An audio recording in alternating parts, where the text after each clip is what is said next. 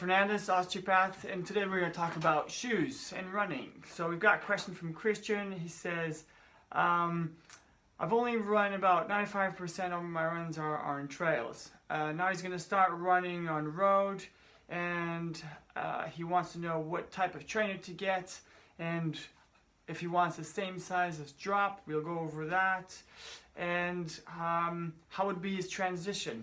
So if he does 95% of his runs on trails, his ankles are going to be a lot stronger than most. The reason behind it is that when you're running on trails, your foot will adapt to the terrain as long as you go. So it will be easier for him to swap from a trail to running than on road than people who are just used to running on road going on trail. So a lot of people say, I don't like trails because of the stones and the unstable terrain and everything. Well, all of that instability is stability from the terrain is going to give your ankle more stability because it will be used to it. But what you do have to do is progressively go into it. So in his case, he does trail runs, and he's got a trainer, which he didn't mention on the message about the drop, but basically for those who don't know what drop is, when you have a normal trail shoe, as this one, this is the Merrell, I used this one a couple of times, it has a bigger drop on the back part than it has the front, which means is it's already telling you that you can go a bit more forwards.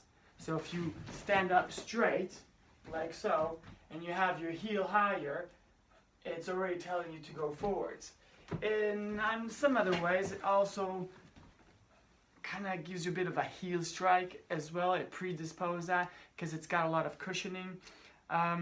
So my advice to Christian is try and get the same type of shoe that you have on your trail shoes. And the transition to go onto road, just do it gradually. So if you're used to doing about 5K, 10K on trails, it'll be easier to you to go to road, as I mentioned before, but just don't go too fast. Make sure that you feel the ground as even as possible. Not as even, that's not the right word, but get into it gently, okay? As in, don't start doing long distance on road. Just do a couple of K, then progress.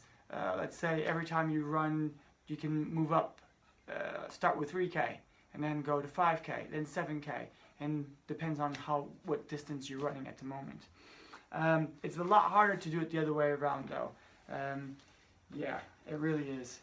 Okay, so just guys, take it easy, and try not to change too much from that different type of shoe that you already use, because if you have a shoe that works for you, that's the most important. Okay.